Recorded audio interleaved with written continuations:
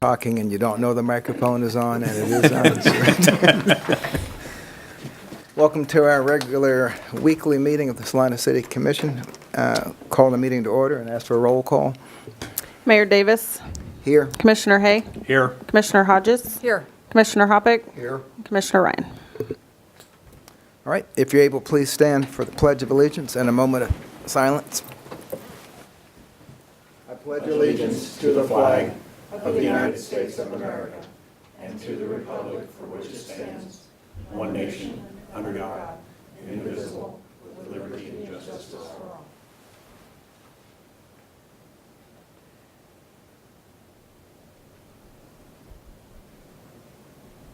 Thank you. And we will start with awards and proclamations. Item 3.1, the month of March 2019 as Theater in Our School Month in the City of Salina. Spencer Angel, Troop 639, Executive Board Member, will read the proclamation.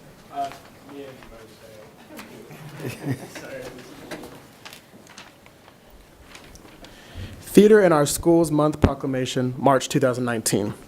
Whereas Theater in Our Schools Month is a national arts recognition program derived from the Educational Theater Association and the International Thespian Society. And whereas the need to recognize the importance and impact that the arts have in our community and schools is vital to our city's present and future.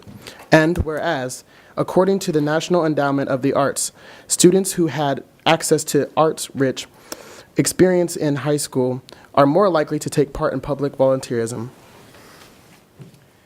And whereas according to the arts and achievement in at-risk youth, students with high levels of arts involvement are less likely to drop out of school, and whereas it is important to reflect, celebrate, and promote how fortunate we are to be able to provide and enjoy arts education in our city. Now therefore, the Commission of the City of Salina hereby proclaims that March 2019 be designated Theater in Our Schools Month and urges our citizens to recognize and encourage the performing arts. Signed by Mayor Trent Davis, March 18th, 2019. Thank you. Thank you. Before you leave, two questions. One, what's the name Troop 639? Where did that Troop name 639 come from? is the Salina Central Theater Troupe. Yeah. All right. And are there activities going on the next couple of weeks that yes. Salina can take advantage of? Yes, we're currently preparing for our spring show, which will be performed April 4th and 5th at 7. It's Clue, like the movie and the board game. And it's student directed, so it should be fun. Excellent. And those of you at home are probably missing the best part. You got to see the shoes, but Those are sharp. those are sure. Thank you so very much. And if you could come forward to get a signed copy of the proclamation.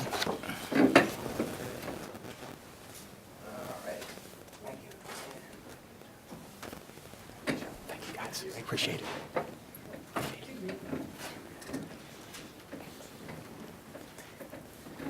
And really, when you look at the things that make Salina special, it's our theater, music, concerts, craft shows, art exhibits.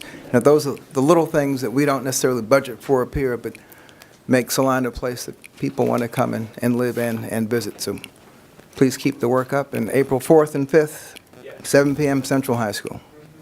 All right. Thank you very much. And 3.2. Item 3.2, the month of March 2019 as Women's History Month in the City of Salina. Evelyn Nelson, Community Relations Supervisor, will read the proclamation. Hello. Good afternoon. Proclamation of the City of Salina. Whereas women of every race, class, and ethnic background have made historic contributions to the growth and strength of our nation in countless recorded and unrecorded ways. Whereas historically the women of our nation have made important and pivotal contributions to commerce, athletics, science, business, education, religion, medicine, and the arts, thereby improving the quality of life of all citizens. And whereas women were particularly important in the establishment of every charitable, philanthropic, and cultural institution in our nation, and whereas women have played and continue to play important roles in the shaping of a more just America, in spite of being historically underrepresented. And whereas in order to foster the next generation of women in the future, we seek to encourage and support the continued development of professional, educational, and social opportunities for women here in our local community. Now therefore, I, Trent W. Davis, MD, Mayor of the City of Salina, do hereby proclaim the month of March 2019 as Women's History Month, and I urge all citizens to participate in this celebration with appropriate ceremonies and activities, and further resolve to enact the principles of equality, fairness, justice, and freedom in our daily lives. In witness whereof, I have hereunto set my hand and caused the seal of the City of Salina, Kansas, to be affixed to this 18th day of March 2019. Trent W. Davis, MD, Mayor. Thank you. And what's planned to increase the conscious awareness of everyone, not just what's going on now, but in our history? Anything that you're going to do to elevate our awareness? Well, actually, Ad Astra is going to be hosting 2 upcoming musical events featuring women singer-songwriters. So on March 22nd, which is a Friday at 7 p.m., they will host an artist by the name of Cujo. And then on Saturday, March 23rd at 7 p.m., they'll have an artist, Haven Alexandria. And you can find out more details about these and other Ad Astra events by following their Facebook page. Very nice. Thank you. If you could come forward, I'll give you a signed proclamation.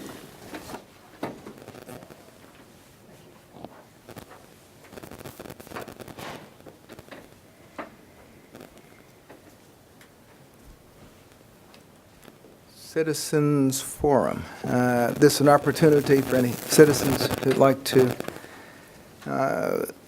come to the microphone and discuss any topic that's not on the agenda. I'd like to limit your comments to 5 minutes or less. Daniel Eckhoff, 2664 Highland. I'm just bringing this up today because I see we're going over some beer and alcohol related items. I've already brought this up to your attention before, but our city, as you probably know, allows retail liquor sales to 10 o'clock, while many others in the state, and the state maximum is 11 o'clock. I think it would be beneficial to just move ours to 11 o'clock. If there are safety concerns, I'm sure we could look into other cities for those. FBI, KBI keep statistics on all kinds of crime data. We have our local officers here today as well. I believe that'd be beneficial for tax revenues, for businesses, and just individual choice. So while we're looking at this today, I'd encourage you to consider that as well, please. I guess if we generated more tax revenue than we paid in police overtime, it might, well, I'll talk to the chief. Anyone else?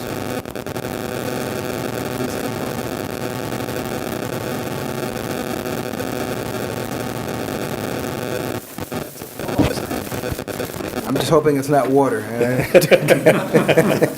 Yes, we are below ground. Yes, Ken Ritz. I live in Salina and have for some while. I just wanted very briefly, I will be sending you folks a little bit of history and whatever on recycling.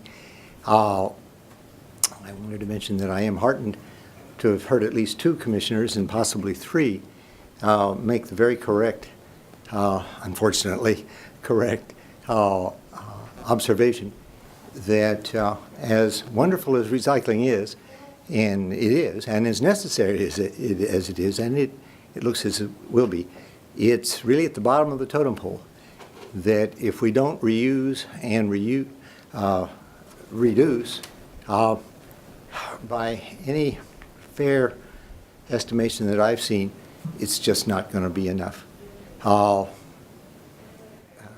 And that's a whole other issue. But anyway, along those lines, I just thought as I'm hoping as you folks look at what you're doing or not doing in the future, you'll keep in mind that your priorities are reduce, reuse, and then, if all else fails, recycle, or leave town. So anyway, this is something that we've done. I just thought I'd show you what, if we're looking at reusing, this is what a box, now it would have tape on it. This one, I was running late. If it had been used once, it would have tape or whatever on it, and probably an address label. And this is large enough to cover most of those. This is something we've been doing. You'll notice, I'll give you each a sample. You can reuse a box at home and slap one of these on. But for security reasons, we've used a coded area code for Salina 913, which, as you may recall, was our area code back when we started doing this. So that's like, for 20 years, we've done it this way. Here's a box that, imagine some tape on it and a label, could have come in to us and been so adorned. The same sort of box that's been in a Packer truck. So any recycling system where a Packer truck, i.e. trash truck, is in the chain of the handoff chain, ain't going to get this. So that's one of the reasons. There are other reasons as well, the degradation of quality by mixing and separating, as well as they do it on the West Coast, which is 10 times better than they do it in South Hutch or in Topeka, but it's still, the quality just goes down.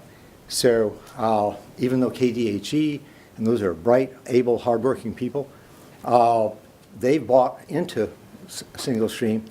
I started saying, nope, good but not good enough, and I'm still there. So anyway, I'll give you all a label.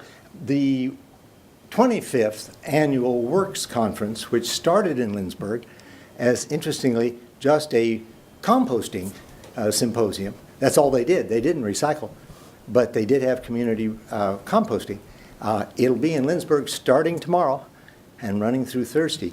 There is a charge, but I think there's either a daily or all 3 days fee. But I think you'd find it very interesting. People would be there from all over the state, mostly county people. Saline County is one of the few counties that has nothing to do with trash or recycling. In most counties, it's all county, and the cities fit in the best they can.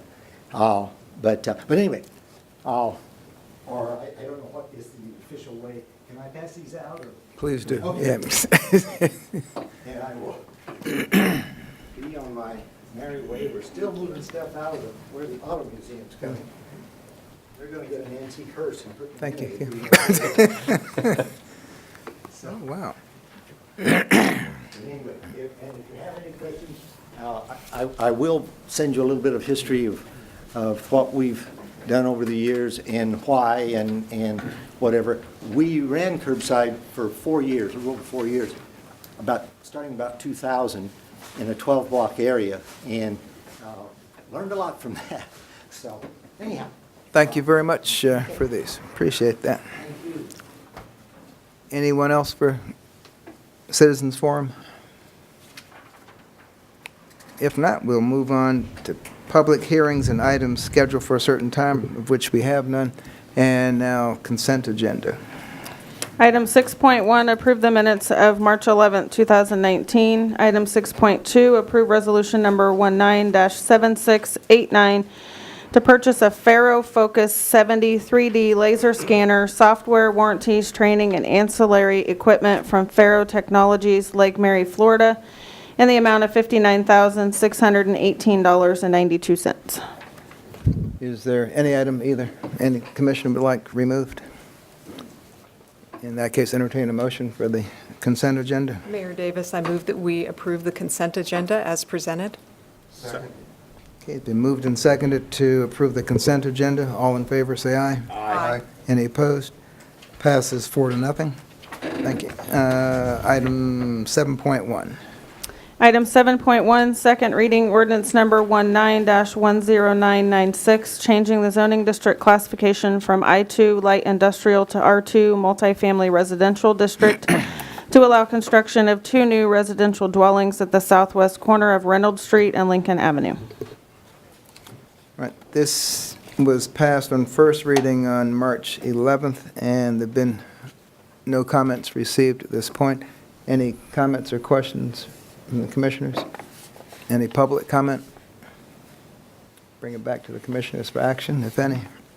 Mayor Davis, I move that we approve on second reading ordinance number 19-10996. Second. It's been moved and seconded to approve on second reading ordinance number 19-10996. We have roll call. Commissioner Hay? Aye. Commissioner Hodges? Aye. Commissioner Hoppick? Aye. Mayor Davis? Aye. So 7.1 passes 4-0. Item 7.2. Item 7.2, resolution number 19-7684, authorizing the city manager to execute an insurance broker agreement with Assurance Partners LLC to provide insurance broker services for the city of Salina. Good afternoon. Welcome. Thank you, Mayor and Commissioners. I'm here to present Resolution Number 197684, authorizing the city manager to execute an agreement with Assurance Partners to provide insurance broker services. As part of our comprehensive insurance program, the City of Salina purchases insurance for exposures such as property, inland marine, general liability, auto liability, crime, etc. In order to gain access to insurers who provide such coverage, we use an insurance broker. The city has used Salina-based Assurance Partners as our insurance broker for several years, and we continue to be pleased with the services that they provide. Other than access to insurers, Assurance Partners provides many other services that are shown in more detail on the attached proposed agreement in your packet today. The items that I do want to highlight for today's a few vital services that Assurance Partners provides are property risk analysis. They review property, inland marine, auto schedules, analysis of exposure to loss, risk retention options, and risk transfer options. Contractual liability analysis, they review agreements, service contracts, real and personal property lease agreements. They prepare written analysis of exposure to loss, risk identification, and risk transfer. And they are our claim advocate. They assist with claim auditing and management, dispute resolution, and claim litigation support. Traditionally, the fee for broker services is included in the premiums charged by the insurance company, and the broker receives a percentage, usually somewhere between 10 and 12% of the total premium. However, the City of Salina uses a broker agreement, which outlines the responsibilities of the broker, and this allows us to have control over the services provided and the fee paid. As you're aware, during the February 11th study session, the city's insurance consultant, James Charlesworth, summarized for the commissioners the process of conducting a comprehensive request for qualifications or a direct renewal. At the conclusion of the discussion, the commissioners vocalized their desire to pursue a direct renewal with Assurance Partners. The attached draft agreement is identical to the current agreement, except dates have been changed and the starting fee has been updated and some other little housekeeping items. The term would be for 1 year, commencing on April 1st, 2019, and ending on March 31st, 2020. Provided, however, that this agreement would automatically renew for up to 4 additional 1-year terms, unless either party provided written notice of its intent to terminate at least 60 days before the expiration date of the then current term. Compensation for the first year is identical to the current agreement of $33,187, with a 2% increase for subsequent renewal terms. As a fiscal note, $512,106 has been budgeted for insurance and bonds for 2019. This includes broker fees, so this expenditure is included in the allocated budget. In an effort to conform with the strategic plan, the city will provide the highest quality of services consistent with governing body direction, available resources, and staff commitment to quality. I've outlined 4 different options the Commission may take today. Option 1, approve Resolution Number 197684. Option 2, approve Resolution Number 197684 with amendments as the City Commission deems appropriate. Option 3, postpone consideration of Resolution Number 197684 to a specified date and time, and provide staff direction regarding additional information or amendments the City Commission would like to request for their future consideration. As a reminder, the current agreement expires on March 31st, 2019. Option 4, you can vote to deny the resolution number 197684, which will result in the city not having broker assistance with our comprehensive property casualty renewal, and our policies are set to expire June 30th of this year. So myself and also Mark Skidmore with Assurance Partners is here today as well, and we will stand for any questions that you might have. Any questions? I had a couple, which I did communicate with Nancy earlier today, and I'm sorry for the short notice. I was confused because I saw a figure of 30,660, I think referenced in the contract, but yet we were starting at 33,187, and I saw that as an increase of 8.25%, and wanted to reach out, and if you could maybe clarify. Sure. Where the 33,187 came from. Sure. As opposed to that 30,000 figure. The current agreement that we have in place started, we actually entered it into it March 31st of 2014. And at that time, that beginning amount that we entered in, that fee amount, was the $30,660. And so then it was the same term for that agreement that we're proposing today. So after that initial one-year term, there would be the option to automatically renew up to 4 years. But each year renewal would come with it a 2% increase. And so I explained to Commissioner Hodges that the beginning fee at that contract, of the 2014 contract, was $30,660. But then year 2 came with that first 2% increase, which made it $31,273, year 3, $31,898, year 4, $32,536, and year 5 ended at $33,187. And that's why we're starting this new proposed agreement with that amount. Assurance Partners did not request an increase in fee from the expiring term to this proposed term. They're willing to start at the $33,187, but they did request to have the same exact agreement in place. So they want to do, after that first initial term, years 2, 3, 4, and 5 would come with it a 2% increase. And that's what we're proposing today. I appreciate your clarification on that, because I didn't make the jump between the 2% increases each year. Sure. And then I had one other question, and that was just related to the fiscal note and how this works in with our 2019 budget in terms of what we've got in the insurance and bonds budget. And I Sure. didn't know if you could maybe speak to that, as, you know, if that's coming in, if that looks like more, if that fits in with what we've budgeted for this year. Well, let me point out, you've asked very good questions today, both questions. I'm sorry I wasn't clear that you even had to ask that question initially about the fee, but it is kind of a little confusing we dealt with it 5 years ago, and some of you weren't here, so I'm glad I could clarify that. But the actual budget line item for insurance and bonds actually includes things that you might not think about. It includes expenses for motor vehicle record checks, notary bonds, notary applications, surety bonds, insurance consultant fees, so for Charlesworth Consulting, when James Charlesworth works with us. It also includes property and casualty insurance premiums, and then the insurance broker fee. In 2018, the actual expenses for that particular account were $499,631.77. And as you know, the 2019 amount budgeted from the blue sheet states that it's $512,106, and that's an actual 2% increase from the expenditures of last year. So since Assurance Partners didn't request a raise from their expiring premium, or their expiring fee, and because they're kind of small potatoes in the grand scheme of what's budgeted for that account, we definitely have sufficient funds to move forward with this agreement.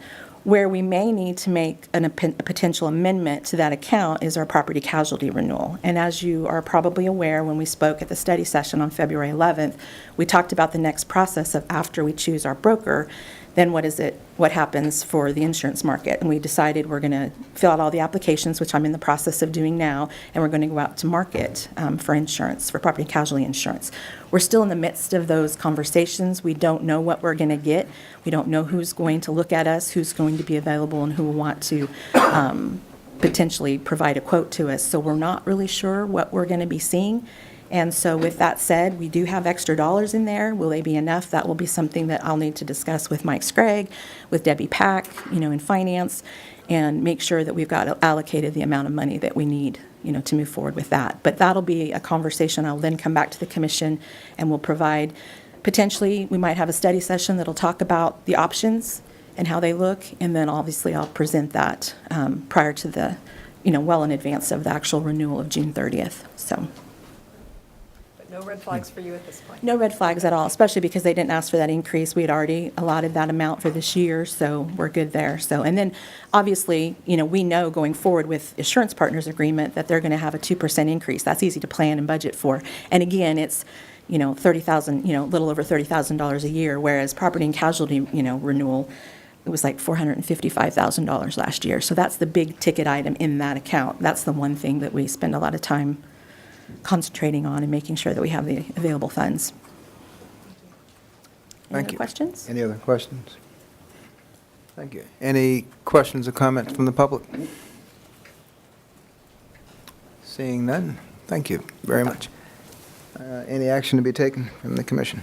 Mayor Davis, I move we approve resolution number 19-7684, authorizing the city manager to execute an agreement with Assurance Partners to provide insurance broker services. Second. Okay, it's been moved and properly seconded to approve Resolution 19-7684. Any further comment? Seeing none, all in favor, say aye. Aye. Any opposed? Motion carries 4-0. And item 7.3. Item 7.3, award contract for the abatement of nuisances related to property maintenance for properties within the city limits of Salina for a period of April 1, 2019 through March 31st of 2020.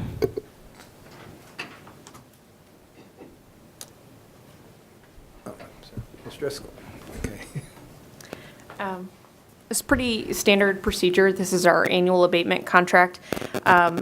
This is a contract looking for the entity that throughout the years we have grass, weed, mowing issues. We can call and have those things done. They also do everything from picking up debris to limbs, trees, all kinds of variety of different things. This is not to be confused with demolition bids and things like that. This is strictly for abatement only. As you'll see, a breakdown has been provided. We had 2 bids come in, and they are fairly close. What we found is, and in looking at our records from last year and the types of jobs that we had go out and looking at the hourly rates versus equipment owned, one of the bigger challenges is one of the individuals who bid does not have as large of equipment, so large trucks, and some of the other equipment to move large debris. So it may take, multiple trips to get to the landfill, where Ponton has larger trucks and are able to save money on things like number of trips, which is often where we get hit hardest with bills. So after analyzing those, staff's recommendation is option number 1, which is to award the nuisance abatement contract to Ponton Construction for the amount indicated in the bid tabulation summary and contract documents for the period of April 1, 2019 through March 31st, 2020, and direct staff to execute the contract for services. And I'm happy to answer any questions. Any questions? I don't have any questions about, the award to Ponton versus Lux or whatever, but I just had one question in terms of, I see that this year we budgeted like 50,000, and last year our expenses came in at 54. And I mean, I know that it's going to be impossible to, you can't predict. I mean, if there's going to be some sort of, catastrophic, storm or a higher than number usual of people that are neglecting their property, but is that something that maybe we should budget more for in the future? I won't necessarily say no to that. I think over the next couple of years, we'd like to have a more strategic conversation about some of these types of things. I don't think our $50,000 budget is woefully under. That overage comes from that very large property that we abated on North Fifth.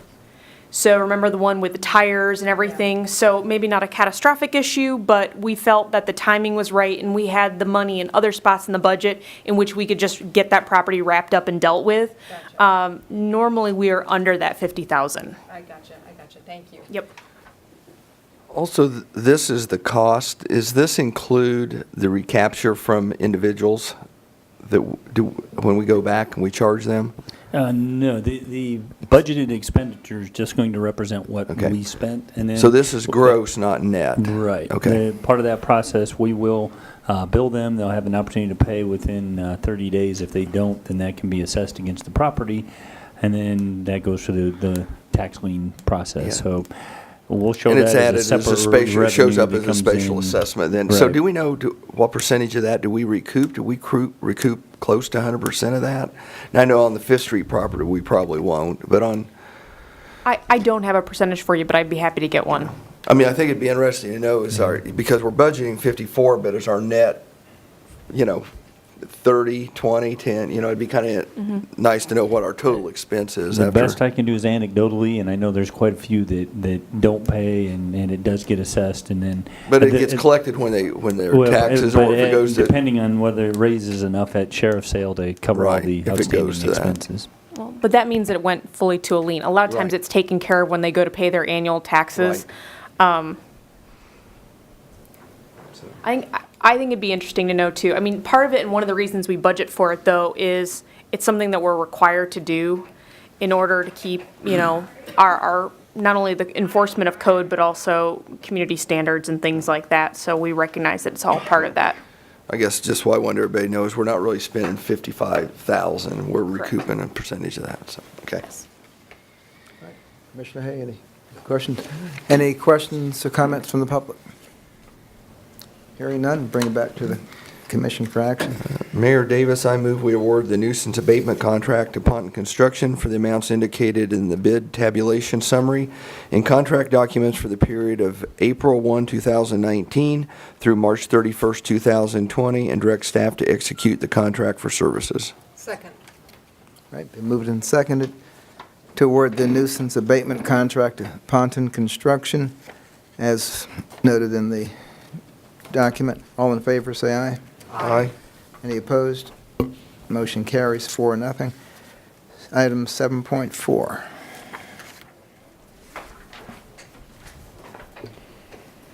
Item 7.4, first reading ordinance number 19-10997, amending Chapter 5, Article 3, Sections 5-66, 5-67, 5-69, 5-70, 5-72, 5-80, 5-91, 5-94, 5-99, and 5-102 pertaining to the sale of beer not more than 6% alcohol by volume by cereal malt beverage retailers.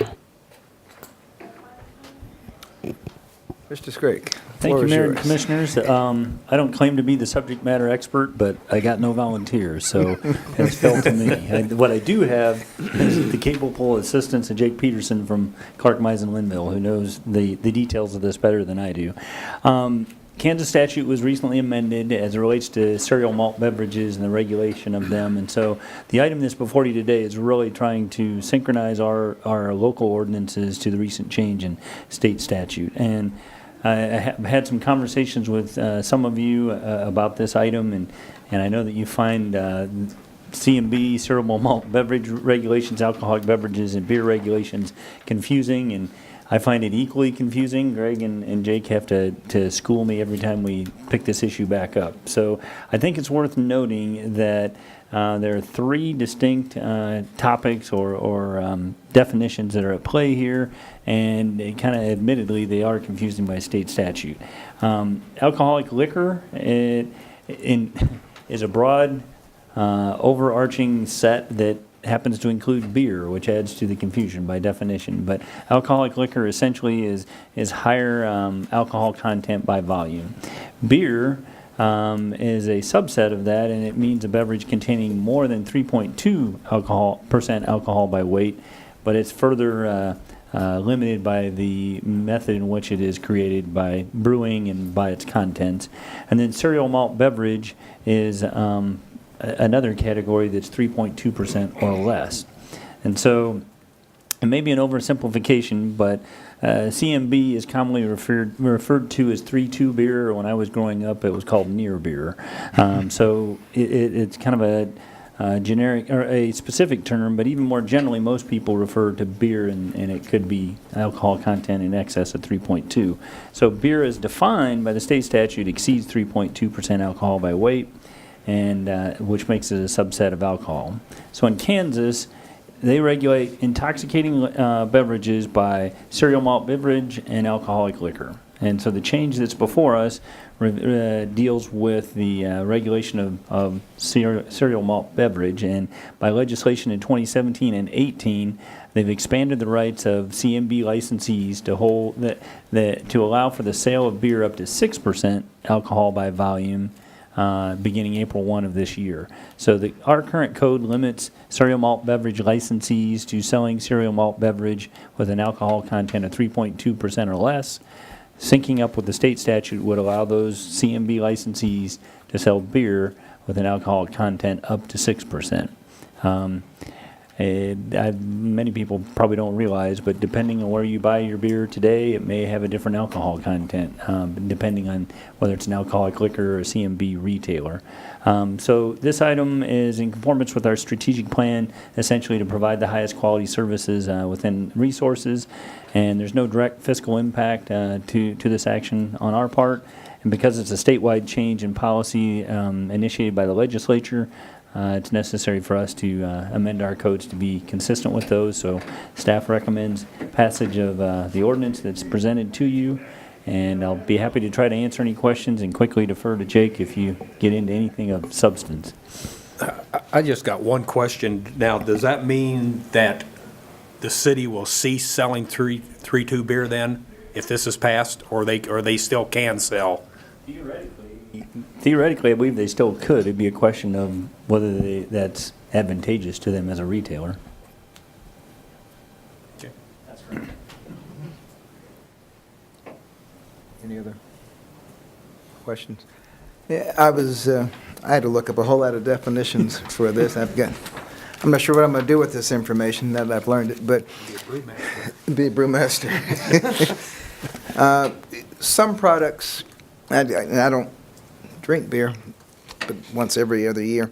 But I guess Mike's Hard, we'll see who here knows what it's Mike's called. Hard Lemonade. But yeah, but apparently comes in two strengths. One is 5%, and then there's Real Hard or something that's 8%. So these retailers would still have to straddle that line. Right, they'd have to. So the 6% is a hard max limit on the alcohol percentage. Go ahead. Good afternoon, Mayor and Commissioners. Yes, that's correct. The CMB licensees with these changes would be able to sell traditional cereal malt beverage, which is 3.2% alcohol by weight or less, and beer up to 6% alcohol by volume. So that super hard Mike's Hard Lemonade example would certainly be excluded from that license. And when depending on how it's made and what its contents are, it may not qualify as a cereal malt beverage or a beer Right. in the first place. Right. So to the average person on the street, if you were just to restate this in terms of what type of store that they can't buy beer at now that they will be able to buy it from Yeah. in the near future, how would So you do? what folks will be able to do as of April 1st, if this ordinance is passed, is they will be able to buy beer between 3.2% alcohol by weight and 6% alcohol by volume at places like Dillon's or Walmart or convenience stores, that kind of a thing. Does that make sense, Mayor? Yep. Okay. And since you're an attorney, either do we have any option to not approve this, or is there any consequence to us if the city doesn't approve this? Just for sake of argument. Yes, that gets into a question of home rule powers that I will defer to our municipal law attorney, Greg Bankston, on whether or not we have the discretion to deviate from that. Certainly, by way of state statute, they're expanding those powers, but in terms of limiting them to a greater extent within the city of Salina, I'd have to defer to Greg on that question. My understanding is we're dealing with a uniformly applicable statute, That is correct. which, as you might recall, affects the ability to modify the statute through a charter ordinance, which leaves us with the test as to whether anything we might do would be either consistent or viewed as being in conflict with the statute. Generally speaking, I am not quickly coming up with a basis that would suggest that any different approach would not, I don't know how any would be consistent and not potentially, if not likely, viewed as in conflict. Is that a fair statement? Yes, I believe that. I'm just not coming up with. My understanding. Now, if you all had specific questions about what you might wish to do as a matter of policy that would differ, that could be analyzed in terms of whether it's viewed as consistent with or in conflict with the uniformly applicable statute. And something that in past conversations with assistant attorneys general, it was often that different is in conflict. So I think before doing anything, we would probably want to pursue their view on the matter. I'm not advocating bringing back any temperance unions. I was just curious if we even had a choice in this, practically speaking. And this whole order, this just pertains to cereal malt beverages only with the sale. I mean, that doesn't mean that like the Dillons, the Walmarts can sell, like they can't sell wine and. That's correct, yeah. So wine or distilled liquor would still be excluded from sale at Dillons and Walmart and convenience stores. That's a good point. Thanks for bringing that up. Thank you. Any questions or comments from the public? I guess everyone was counting on us to do the right thing here. In that case, bring it back to the commission. I do have just one really quick question for staff regarding Mr. Eckhoff's question about hours of operation for liquor stores. What would be the, I mean, is that something, one, that staff has gotten inquiries either from the public or from liquor stores about expanding their hours? And two, if that were something that a citizen wanted to pursue, how would, aside from appearing at a citizen's forum, how would they go about initiating that conversation? With respect to inquiries, I'm looking to Shandy Wicks, our city clerk. She deals with all these licensees on a regular basis. She gave me an emphatic shaking of the head no that we haven't heard from retailers. And purely be speculation, but I think if you have a level playing field and everybody closes at 11, everybody gets to go home at 11 versus midnight. If from a competitive standpoint, retailers might feel like they need to stay open along with their competitors an extra hour. With respect to opportunities to change, to advocate for a change, I think what Mr. Eckhoff did here is probably the most straightforward approach of approaching you and asking you to take it under consideration. If that's something that you'd like us to, as staff, to look at, we certainly can do that and report back to you what the options might be. Beyond that, I guess you could get into a referendum type scenario. And, I mean, I don't have a strong feeling either way. I just thought it merited, asking the question. So I think my take or my advice to Daniel would be, if you're getting that from a lot of other citizens or liquor stores that want to change their hours of operation, I mean, let us know. Have them get in touch with us. So. All right. Thank you. Any action to be taken on 7.4? Mr. Mayor, I make a motion we approve ordinance number 19-10997. Second? All right. Any further discussion? Moved and seconded to approve on first reading ordinance number 19-10997. All in favor, say aye. Aye. Any opposed? Motion carries 4-0. We have no development business, and we'll move to other business. Commissioner Hodges? Yeah, I had two items really quickly for other business. I was hoping that Mr. Sprague could share a quick update on where we stand with the Schilling Air Force Base remediation meeting that we were, I think, kind of hoping and expecting that might happen this week or next week, but it's been pushed back a little ways. Correct. The process is that our consultants, Dragon, has prepared a remediation plan that's been submitted to Kansas Department of Health and Environment for review. They need to complete their review, and then the meeting that you're referring to would be a public hearing once the review is completed. We've learned recently that the date that you're referring to is kind of anticipated if everything fell together in terms of their review. That's not the case, and so rather than this month, it is now tentatively set for May 1st. That review is yet to be completed, so that date could change again, just depending on when they complete their work. Great, but at this point, it doesn't sound any kind of an ominous note or anything. It's just the process is taking Right. Yeah, a while it's to a play pretty out. complex document, yeah. and there's a lot of review to be done, but there's no sense on our part that that's a bad indication of any kind. Gotcha. Thank you, I appreciate that. And then the second item is in regard to an email that we got from the president of North Salina Community Development, Barb Young, regarding a trash and tire jam located in Dry Creek. And gosh, we just got to talk about nuisance abatements, and I didn't know if staff might have any update in terms of when we might be able to get into that.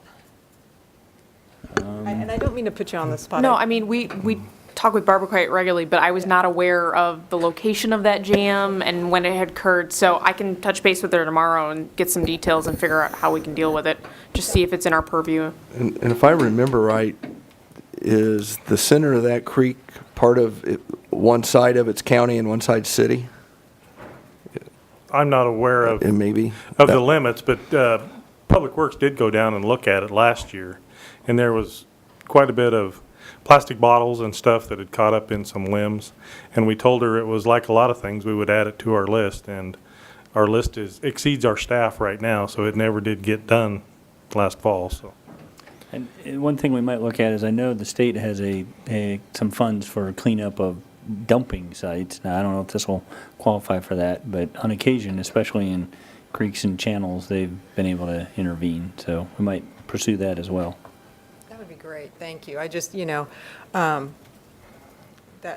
would be great. I'd appreciate that. All righty. Other business.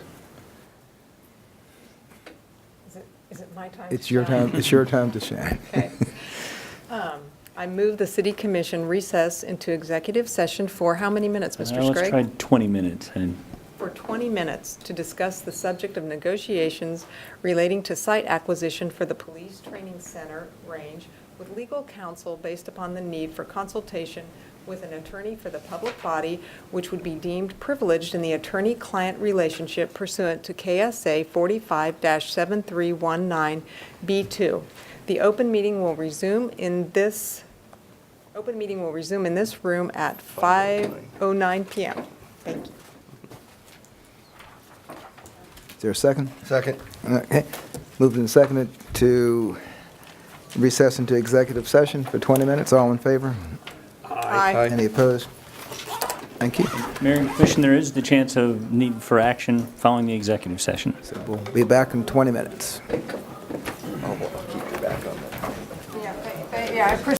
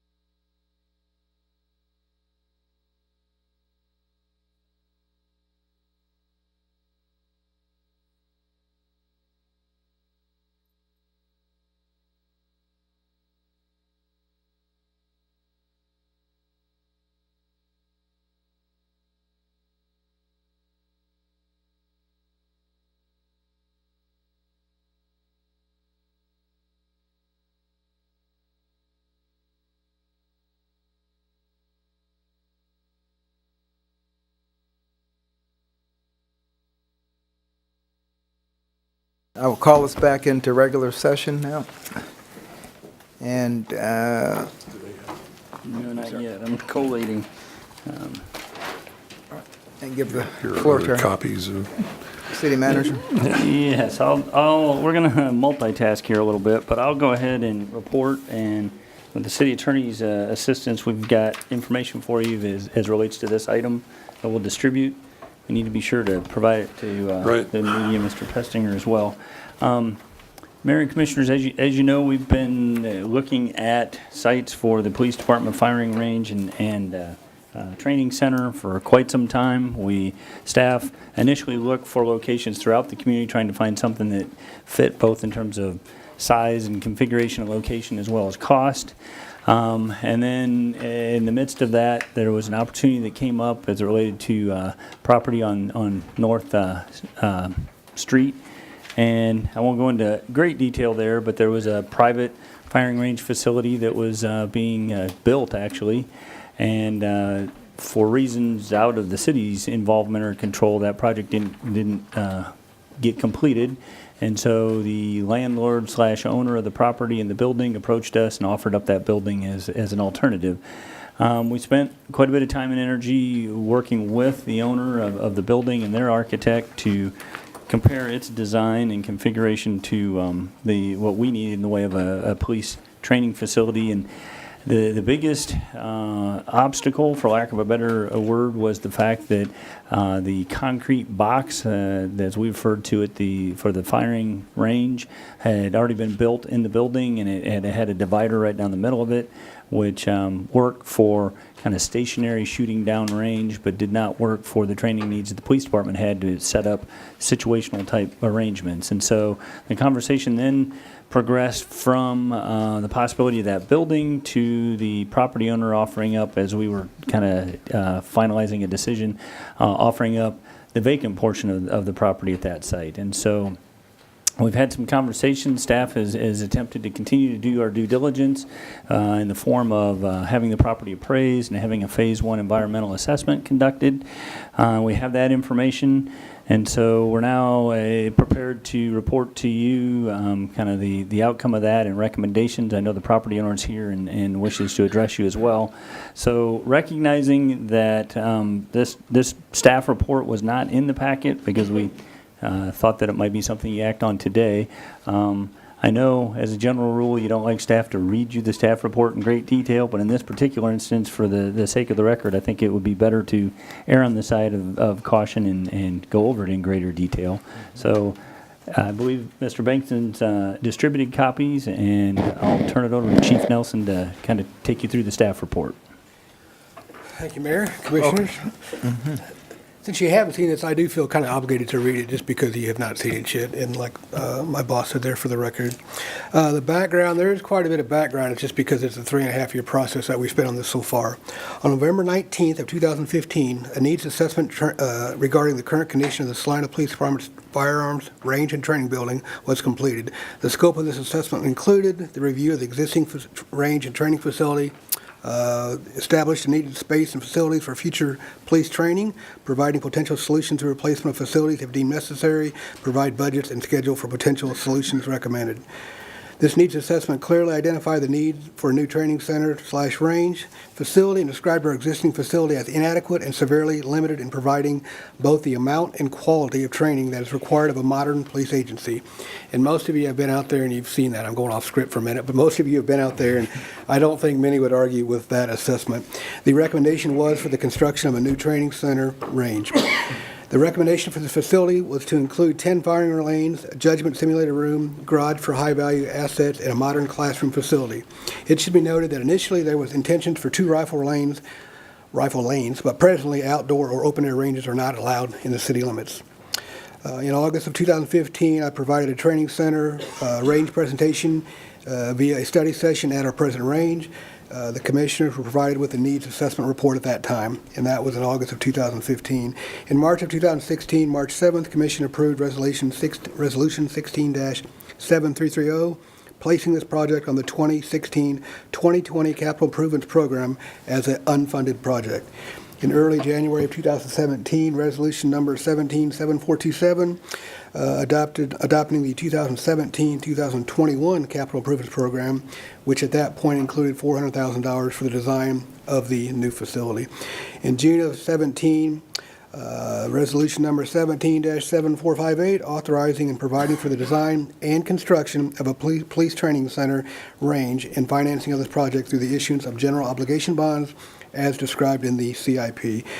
Also in June of 17, a resolution 17-7460, authorizing the mayor to enter into an agreement with PFDG, which is Police Facility Design Group out of Kansas City, for the design of this new training center and range. In December, another resolution, I don't know if I need to keep reading the resolution numbers, but I can. Another resolution adopted the 2018-2022 capital improvement program, which included $4.5 million for the construction of this new facility. In February of 18, a property on Yost Drive was identified as being shovel-ready. Shovel-ready being that it already had the existing electricity, water, and streets in place, which had been built, I think, over a decade previously. This property is located in South Salina, inside our city limits, and I indicated already it has infrastructure already in place. In February of 18, a proposed commercial real estate contract was signed by representatives of the Kathleen M. Bradley Trust. It was received by the city with the intention, or at least the opportunity, to purchase this property on Yost Drive. The closing date was a few months later, and we received, just because a lot of things had occurred, we received and asked for 4 additional closing dates prior to its cancellation and mutual release in October of 2018. In April of 18, we had a second study session where we updated commissioners on the progress of this project. In May of 18, we applied for and received a conditional use permit to rezone the property on Yost Drive in order to conduct an indoor range at that location. It was approved, and it was valid for 6 months from May of 2018. As I state there, this permit has since expired. Also, in May of 18, a resolution authorized the mayor to execute a real estate purchase agreement with the same Bradley Trust Company for this land was brought to and to be included on the May 21st agenda. However, this item was pulled from the agenda as a result of an offer to sell to the city the then recently constructed Center Fire Range on West North Street, which actually arrived on May 18, 2018. I actually remember that because I submitted it on May 17th, and that changed on May 18th. In the midst of construction of the Center Fire Range, the proprietors reported that their business loan had been denied and they could no longer complete construction and commence operation of the Center Fire Range, and the offer was made to sell the city the partially completed building, as previously described by the city manager. Between May of 18 and October 18, we diligently worked through the offer to purchase the Center Fire Range on West North Street to retrofit it to our needs. It was ultimately determined in October that this building, the Center Fire Range, would not suit our law enforcement training needs. During the same commission meeting, the option to purchase adjoining land to the Center Fire Range was presented by the owner. This conversation occurred during agenda item 7.3, discussing future steps in the process for site selection and construction of a new facility. After much discussion, it was decided to entertain the owner's proposal to purchase a lot next to the Center Fire Range facility and build the training center range that was previously designed by the PFDG. Based on this request by the City Commission regarding the possible purchase of West North Street, additional due diligence and purchase negotiations were necessary. We conducted a Phase 1 environmental study, which is common with any property that the city purchases. It identified several environmental considerations on and near the lot that we were asked to consider for purchase on West North Street. The property was also appraised, and the asking price is significantly higher than the appraised value. The total cost for the Yost Drive and West North Streets, accounting for cost recovery fees and/or installation of utilities, are nearly identical, not accounting for additional environmental assessment costs and the possibility of the need for remediation at the West North Street site, such that the West North site no longer represents an appreciable cost saving in comparison to the Yost Drive site. Environmental factors at the West North Street site represent the potential for additional expenses and responsibilities such that staff believes it would not be in the best interest of the city to purchase a property on West North Street. In March of this, just a few weeks ago, it was determined that the Yost Drive property was still available for the original purchase price, which was $130,000 from last year. The price did not change. Since the building permit was not issued within 6 months of the May 15, 2008 conditional use permit approval, this conditional use approval expired pursuant to city policy. If subsequent applications were made for the same rezoning request, it would be submitted by, it'd be the Planning Commission on May 7th would hear it. The Phase 1 environmental assessment, appraisal, and survey have all been completed for the Yost Drive site with no issues. As far as fiscal costs, I mentioned the Yost Drive cost $130,000. I mentioned it has not changed. There's $115,000 in cost recovery fees associated with this land for the existing city water, sewer, and streets that are already in place. The combined total of the offered purchase price and cost recovery fees is equivalent to the appraised value of the property. This property was appraised by Real Estate Appraisal Service, which is the same service that did for the West North property, and it appraised the Yost Drive parcel at $245,000 was the appraisal value. There's some legal stuff there. Temporary notes in the amount of $4,900,000 were issued for this project in November of 18 pursuant to a resolution 17-7458 and the statutory authority to bond finance construction of a public building granted for municipalities by KSA 12-1736. General obligation bonds will be issued upon completion of the project. Repayment of the bonds will be scheduled out of the debt service bond and will be supported by sales tax. In reference to conformance with our strategic plan, we will provide the highest quality of services consistent with governing body direction, available resources, and staff committed to quality. Provided you with two options. Number one being adopt resolution number 19-7690, authorizing the mayor to execute a contingent commercial and industrial real estate sales contract with the Kathleen M. Bradley Trust for the purchase of 6.74 acre Tract 2, Lot 2, Block 2 of the Yost addition to the city of Salina, Kansas, as the site for construction of the police training center in Rain and providing for the payments of the costs thereof. Option 2 is decline the purchase of the Yost property and direct staff to consider other alternatives. The staff recommends option 1. Thank you for bearing with me on that. Any questions of the chief? I don't think I have questions for the chief per se, but I do have a question for staff. We were fortunate enough to be able to take a look at what the appraised value was on the West North Street property, and is that something that, and see a side-by-side comparison of the North Street property versus the Yost Drive property? Is that something that we could share so that we can, have... Yes, in fact, I realize that you'd prefer it to be on a spreadsheet, but that's exactly what I'm talking No, about. It just didn't get disseminated, so. Okay, if you'd great, like, yeah. I'd be happy to hand that out. Thank you.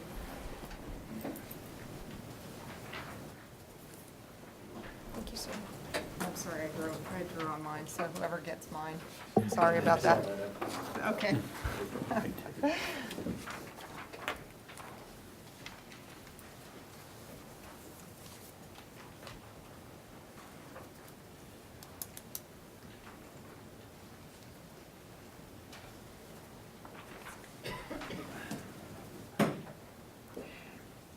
And I think that the only point that I wanted to make was that the Yost Drive property has an investment, a total investment of the asking price, the Phase 1 environmental study, and the sewer and water cost recovery that we, even though it's already to the site, we have to figure it in as well. That we have an investment in Yost Drive of $258,000. And when we look at the North Street property, just in terms of the asking price, the same factors, the asking price, the environmental studies, the infrastructure costs, we're looking at $252,000.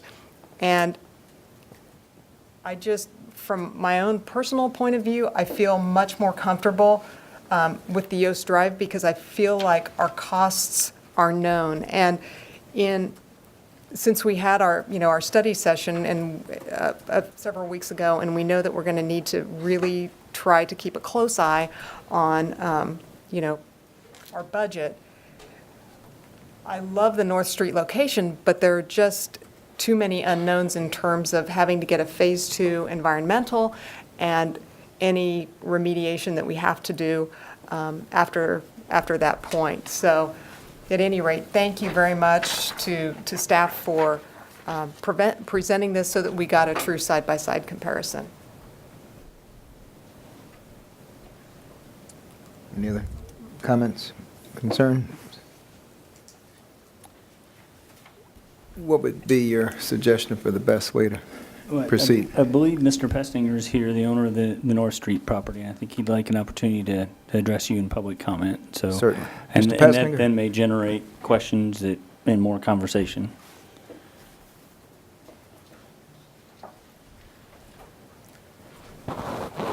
Thank you. I'm Tom Pestinger, 125 East Avenue A. The appraisal on the lot that came through on the North Street lot was extremely low. The reason I had purchased that, let me start from the beginning.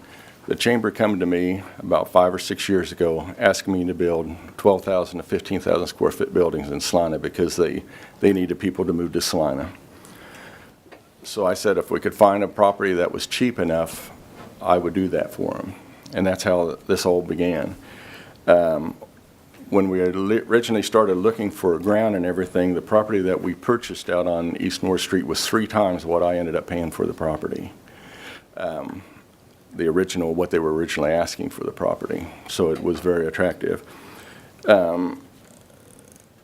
Commercial property at 62 cents a square foot is what they had the appraised value come through, and all the other properties that the appraiser had listed, the commercial properties were going for $1.67, $1.52, $1.63 a square foot.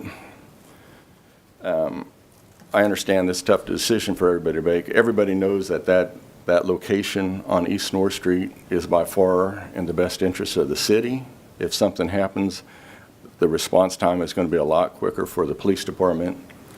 Also, you've got to maintain that you do have more acreage on the other parcel, that you're going to have to maintain that acreage. It's probably going to cost you about $10,000 a year. Take that over 20 years, there's $200,000 or $24,000 or $240,000. Looks like with the another thing that while I'm up here and stuff that has probably really it seems like our city when we first bought that property out on East North Street, we called down and they said the city tap was going to cost us $3,000. Then we applied and it was going to cost us $5,000. And when we went to get it, it was going to cost us $20,000. This is something that our city, and I like working with Martha and everything, and I don't know who decides on, but this is the reason a lot of people are not building in Salina, Kansas, because of those answers right there.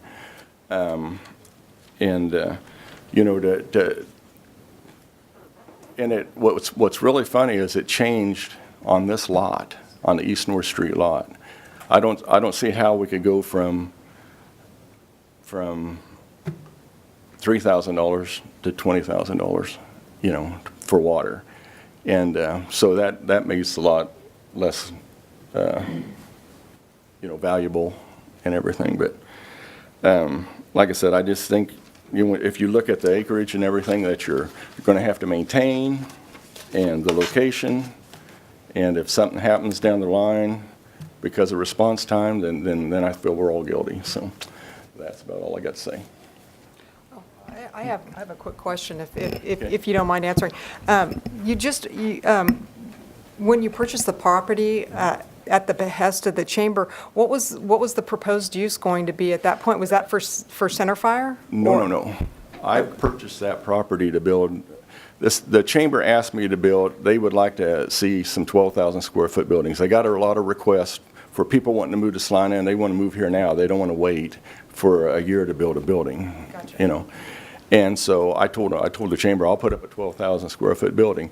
In the meantime, the chamber told Centerfire, the people that were trying to start Centerfire, hey, this guy is willing to, he's going to build a building out here, talk to him. And that's That's how that happened.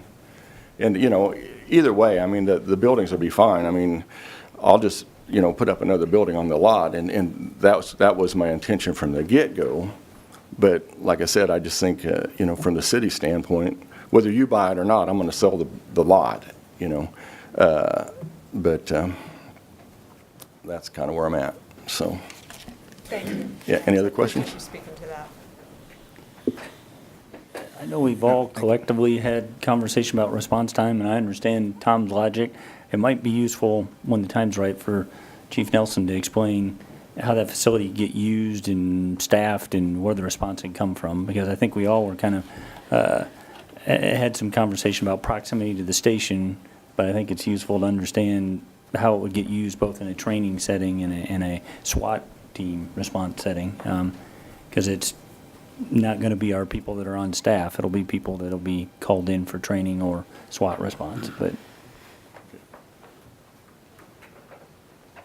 I shouldn't say not on staff. They won't be on scheduled duty at the moment. In fact, that might be a good, Norm, coming up.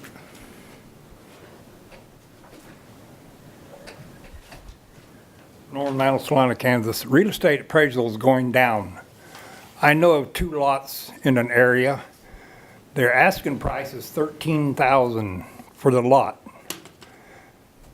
That's his advertised price. I can buy them 2 lots for $9,500. So our real estate value is going down. So you better take that into consideration. You're not going to have the value there. Another question I raised at your meetings was response time. There are more buildings in this city that are available that you could look at, so maybe it can take a little longer. J.C. Penney is going to start closing more buildings in the state and the United States. So you might have the J.C. Penney building available, remodeled. You got the Sears building to remodel. Now the Kmart building is available. And the taxes alone on the Kmart building is $60,000. So there's more locations that are available. And these already got buildings there. Will they be adaptable? Can an engineer look at them? So don't jump in, get them a building that they need, but at the same time, cost. And real estate's going down. The country's in terrible shape. We are.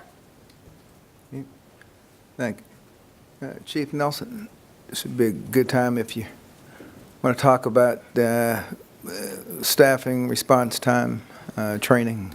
Yeah, a lot of, as far as SWAT goes, a lot of the SWAT will respond to that building no matter where the building is. But no, they're not, generally speaking, responding from patrol because we have a minimum requirement that you have to have out there. So they can't just drop being a responding patrol officer and all of a sudden become a SWAT cop. The majority of people that respond to these are responding from their homes and they're responding to the training center for both training purposes or SWAT. And that doesn't matter where you put the building. I'm just saying, generally speaking, they're not coming from the police station itself. And just to touch a little bit on the retrofit, I've read a study that actually costs you more. A vacant building is just that, it's a vacant building. It's not a vacant training center, a vacant range.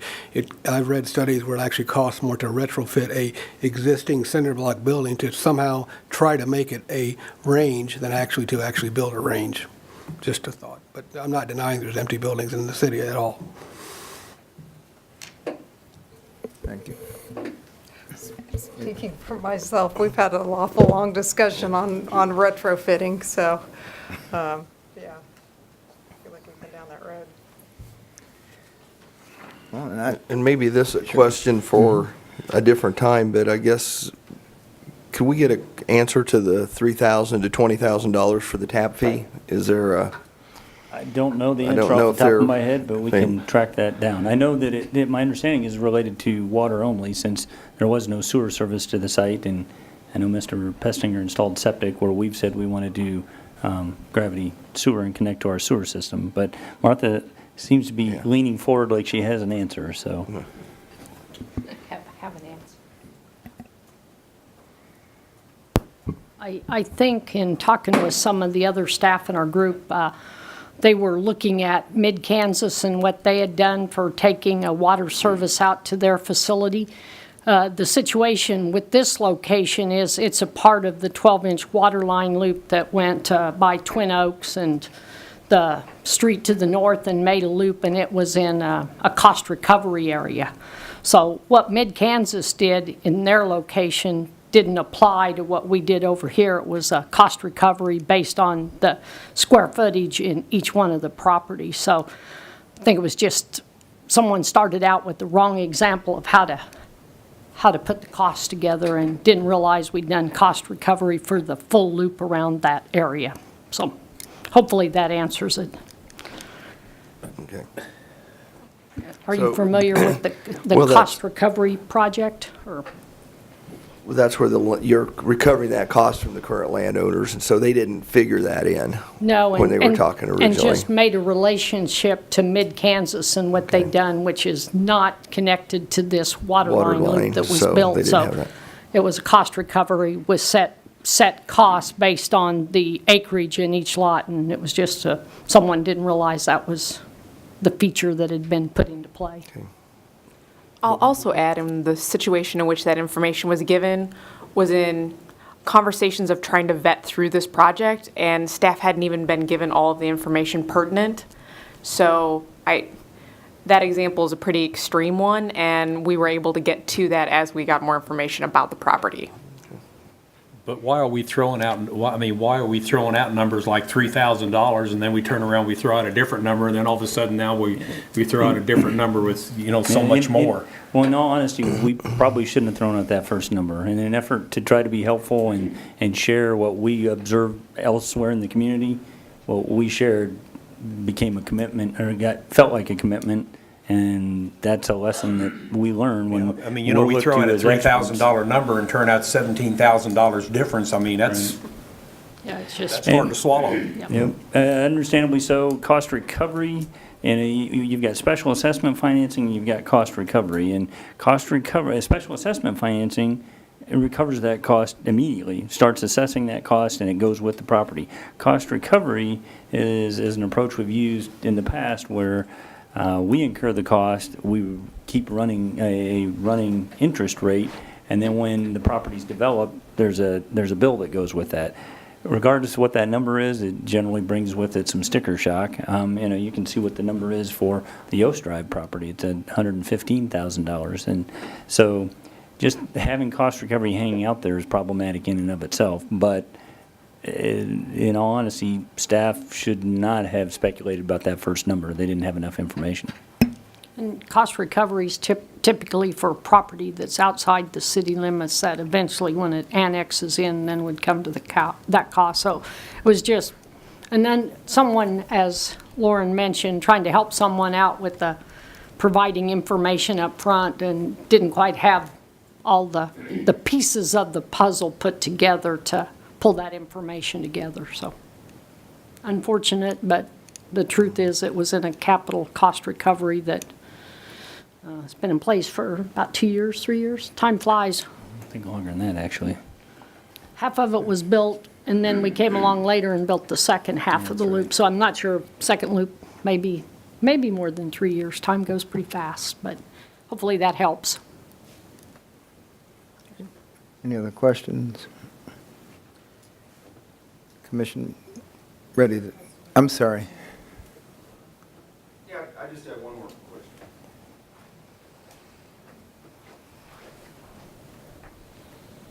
And it's pertaining to the water line and everything. And my original understanding, and Martha, you might have to help me if I'm wrong here and stuff, my original understanding that an owner had to pay for the line that went on his property, and that's how they divided it. And I was told, and I think that's why they told me it was a $5,000 charge. And then, when they found out it was 5 acres, they said, you're gonna charge you per acreage instead of the line just running through your property. Am I right, Martha? Is that what happened? That because of this property, they decided, because it was so large, that they charge differently? Just so, The cost recovery setup for the area where you're connecting to was all based on square footage. Okay.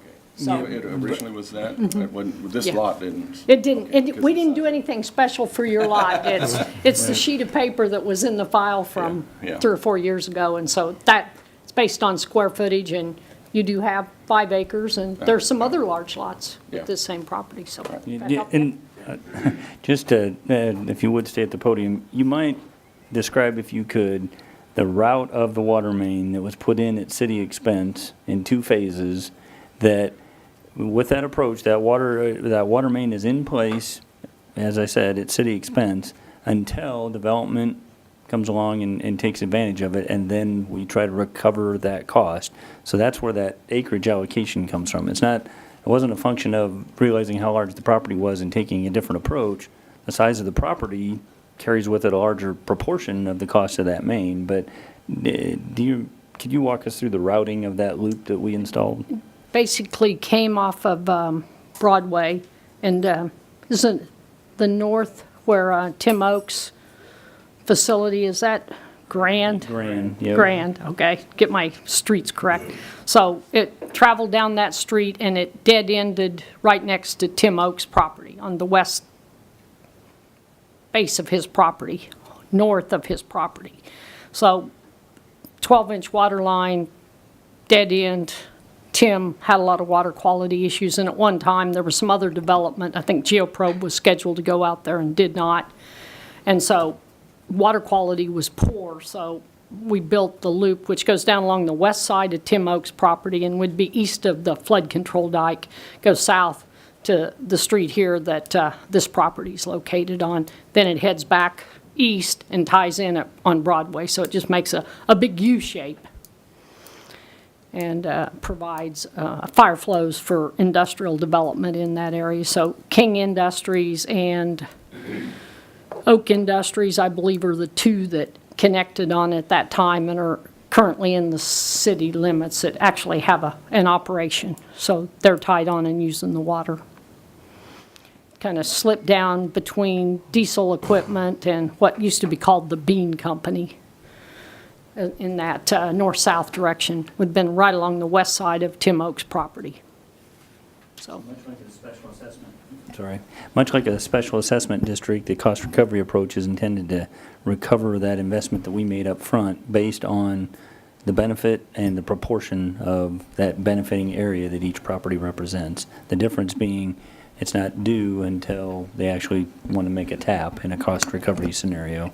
And a benefit in a special assessment district scenario, it'd be assessed and be an annual assessment. And the Bean Company, diesel equipment, and UPS are out there in that area, and they have their own private water and sewer system that goes back and ties into Broadway, and someday I hope they find their way to our line.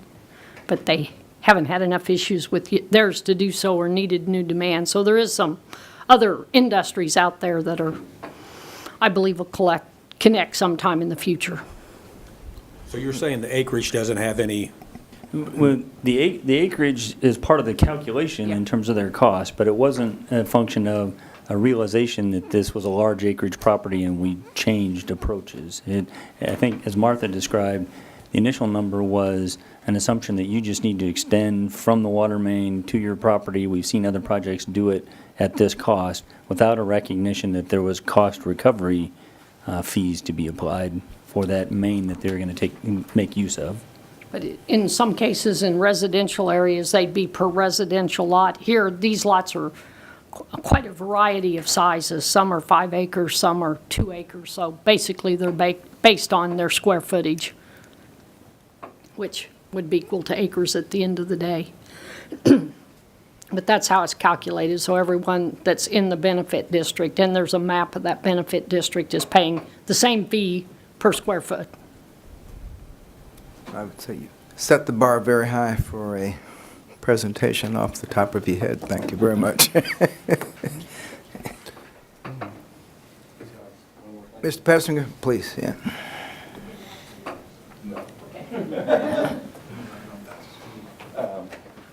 Just so I understand everything right, the total cost that you're saying that the U.S. property is $258,432. and the North Street property is 252,300. So actually, the North Street property is less. I guess I don't understand your philosophy in The one portion of the North Street property is, we've completed a Phase 1, but we've identified the need to do a Phase 2 as well. So that is a cost that's shown in the $20,000 category. But until we know the results of the Phase 2, we don't know what additional expense or might be involved with the property. And so, we started into it thinking that it represented a, noticeable cost savings. Now they're approaching the same price, but from an environmental Phase 1 standpoint, one's clean and the other has questions. Yeah.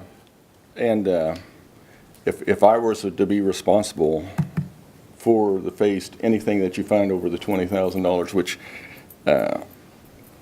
all the properties I've purchased before and everything, if they did find any contamination on the property and the state takes care of it, I've actually have 2 properties I've already done that with, knowingly had tested, and the state come in and did take care of any problems. The only contamination that I know of out there, that just through GeoProbe and stuff, is when there was a bunch of antifreeze that was dumped out on Broadway, and it was washed down through the creek through there. And that's the only thing that I know of that environmentally that was done. So. We staff, as part of our due diligence, we have consultants we use for the Schilling Air Force Base contamination. We use them to kind of help us understand the provisions of what the state does, and we spoke with the state as well. And I think, at least what we were told, is they have the program that you described for leaking fuel storage tanks, but it's limited to fuel, and it doesn't extend to groundwater contamination or other issues that might arise. We don't know what those may or may not be. So their fund to provide assistance is somewhat limited. And then in terms of ongoing responsibility, we may learn something somewhere out in the future that we don't know today. And as the owner of the property, then we carry that responsibility going forward. And it's like that on all properties. I know when there was 2 of those test wells or checking wells and stuff, and when we built the other property, the state told us just go ahead and remove them because they haven't found any contamination there. And we spoke with the state about those as well. That's monitoring for the leaking storage tanks that I mentioned. Yeah. And then they just told us just go ahead and plug them and go on down the road. So. Okay. And I think the issue, other than just costs as you have them on this spreadsheet, we're 18 months out since we approved the funding for the construction. And along with this delays, I would imagine construction costs, no matter where this building is built, are going to increase. So that's, a figure which could be much higher than any of these items we're discussing right now. And I think we're also, there's a cost in, with losing the service, the function of the building. This is going to contribute to officer training and education, which should translate into a better functioning force on the street. I can't imagine it's not going to help with recruitment. So there are a lot of costs in terms of things other than dollars that we are losing, I think, each time we delay this any further. Mr. Walsh, you look like you have some words of wisdom for us. Mayor Davis, Commissioners, thank you. My name is Todd Welsh, owner-broker of SalinaHomes.com, 300 South 9th. I'm not here to debate one way or the other whether the North Street property or the Oast property is better. I do want to put a disclaimer out there that I do not represent the Bradley Trust, nor do I represent the city, but I did write the contract in a fiduciary capacity of a transaction broker. So I'm only here to let you know that from the word from the Bradley Trust, when we wrote the original contract the first time, and it went for about 8 or 9 months with continued addendums of extended closings. And they were very patient, and while you were working through the contract with Mr. Pestinger in the Centerfire range, when that contract fell through, The agent that was currently representing the Bradley Trust is no longer in the business. So they put it back on the market again by themselves.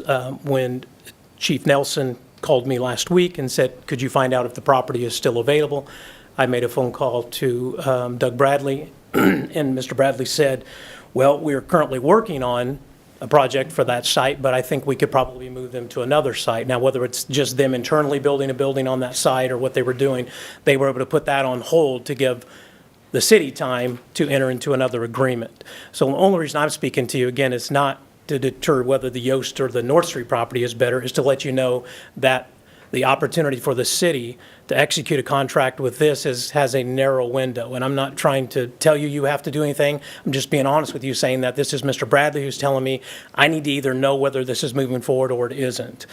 With that conversation, we spoke today with Mr. Bradley and Mr. Nelson, and we were hoping for an executed contract so they know whether to move the other site away within the next, couple of weeks, next 7 to 10 days, with a closing we know would be anticipated out until May the 15th or 20th, because it needs to go back in front of, and the paper needs to be re-let out and everything needs to be done. So they're okay with that. Their recommendation is only just we need to know in the next couple of weeks or something whether we're moving forward with this project or we aren't. So that's the only reason I wanted to let you know that if this continues to go down the road with the meetings, that property may not be available because I don't represent them and they have no fiduciary responsibility to leave that property for us.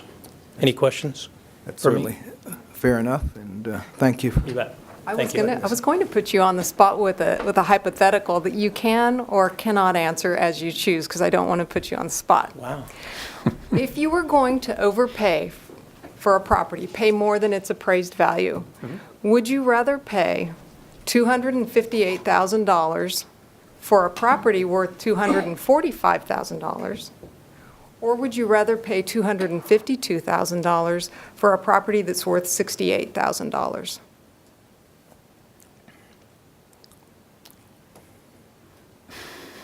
And like I said, I don't mean to put you on the Yeah. spot because you don't want to get stuck in the middle of that. Yeah, But I have no, that's why you're up there and I'm here. Exactly. But at any rate, I just wanted to share with you, some of what, I'm very sensitive to the point that that Yost Drive does represent a $6,000 increase over the property at West North Street. But at the end of the day, from what our appraiser tells us, it would seem that there's more value in the Yost Drive site. So it's my hope that we can get something executed today if we have a resolution and a contract to act on. I know timing has come up a couple times, and I'm going to put Chief on the spot a little bit, but do you know the estimated timing of a phase 2 if we went that route? 4 to 6 weeks, I'm told by next. 4 to 6 weeks. Okay. I still, for some reason, like I said, this just leaves a bad taste in my mouth. I just, after going through everything, we're telling people one thing and doing another thing and increasing here. I just have a whole problem with this. Well, my approach to this is that we were in the process of moving forward with the project. And an option was brought to us. We did not seek out the option. So I would think if an option was going to be brought to us, it really needed to have been airtight. And what we found, at least in my opinion, is more delays, more hidden situations every time we've gone a little bit further. I would just like to get this moved. I mean, we have a feasible site. I don't think the location is really an issue as far as the way the police department's going to use the site. We obviously can't put this in a building like Kmart. I don't think the neighbors are going to want even our officers doing target practice in their backyard. But I think we've vetted this as deeply as we can. If it helps at all, I would tell you, I think the staff has done an exceptional amount of due diligence just compared to what we might do on any other project in terms of trying to confer with the owner and their architect and our designer and look at the building in its state of construction or completion. That took quite a bit of time. We vetted the property and then is by way of due diligence try to get an appraisal so that we have a fair and objective assessment of the value of the property as well as a phase one. And I wish things shaped up cleaner in some respect, but I'm at a loss as to what more we can do in the way of due diligence. Yeah, I think the commission, I think city staff has done more than what we could imagine. I think we have, as Commissioner Mayor Davis, I should say, commented, we vetted this. I mean, we looked at the building that currently stands there and spent much time on that. We've looked at the current lot on North Street. I think the concern I have with the lot on North Street is it's about a third of the size of the one on Yost Street, which I think when you get into parking and if you even get into expanding a property at some point could be an issue. I do worry about the contamination, what that could lead us into.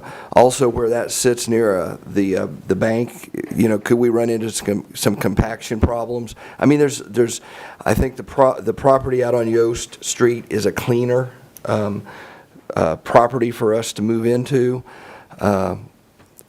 I did like the North Street property better from a location standpoint originally, but the fact that the questions at hand, the unknowns, I guess is what I should say, lean me towards the Yost property. And I don't think as a commission we have any reason to feel bad about what we've done. We've more than tried to make this property work.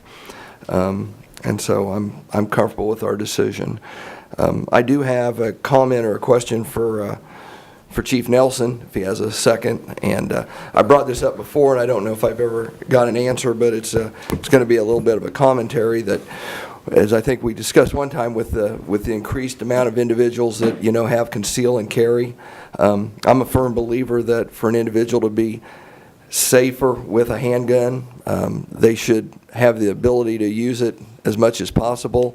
And I'd asked this one time: is there any way that we can have this facility open at different times to the public? And again, I know our risk manager's probably watching right now and just hung up or turned off the television, but I know it's done in some locations, and I know one of our concerns when we looked at the original firing or shooting range and the police station moving in there, the fact that we did not have control over who was in there all the time. With this facility, we will. Do you see that as being a possibility in the future?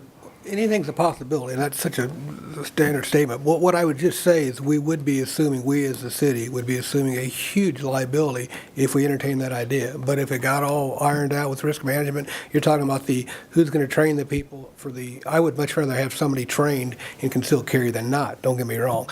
But if we are the ones who train these folks in a literal sense, we own them because we provided the training. I mean, it's all about risk and liability. Even if we have an open shooting lanes or something, I mean, something to think about. Yeah, I'm not don't get me wrong, I'm not morally opposed to it, but I don't think I would have the final say. Right. There's probably a whole lot of things going into that to have it But occur. I do want us to consider that. There are models out there, or examples out there of municipalities and sheriff's departments that have their facility that they have a range master and make it available to the public on occasion.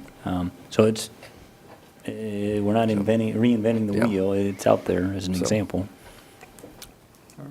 Are we to the point where we can take action? I'm sorry, before we answer that question, I If think you the city attorney have would a like to say permanent something. indication of option one or option two, option one references a resolution that the city attorney has tried to draft different resolutions in anticipation of different scenarios, but I think he has, if you can indicate your interest, I think he can then provide you a copy of a resolution that matches that.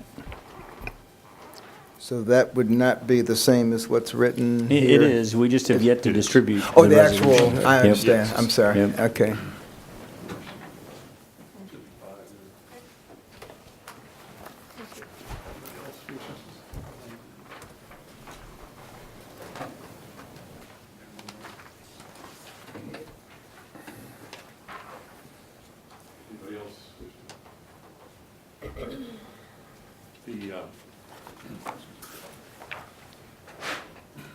The elements of this ordinance, or I'm sorry, resolution, would authorize the execution of the proposed contract that has been provided by Mr. Welsh. That contract, as was alluded to, does not presently have a closing date stated. Given the potential, the earliest potential for the Planning Commission's consideration of the conditional use permit contingency being May 7th, and a 14-day protest period that runs following that meeting.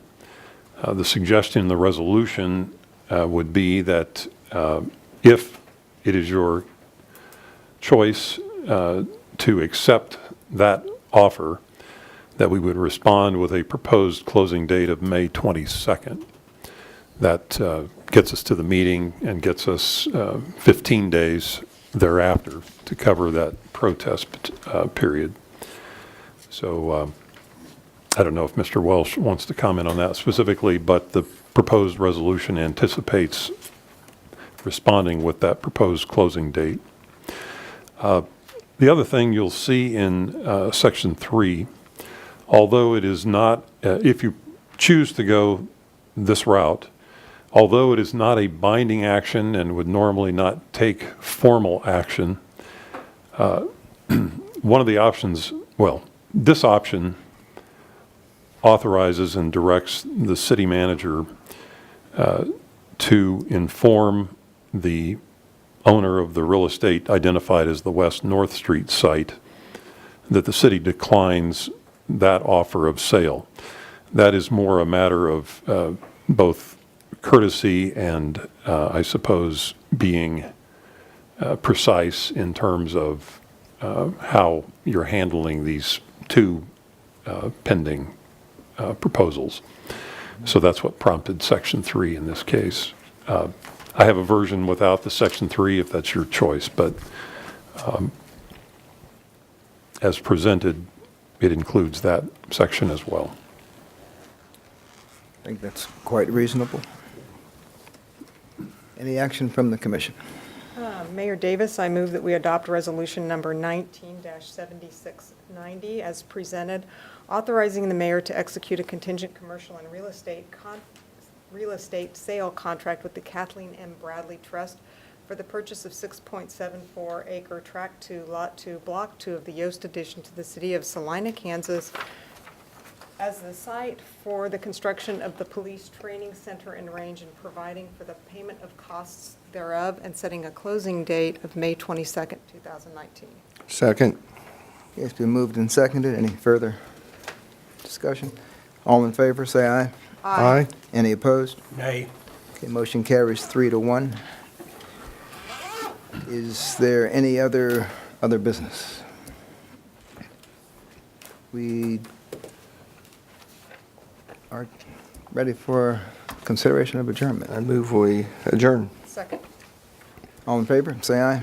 Aye. Motion carries 4-0.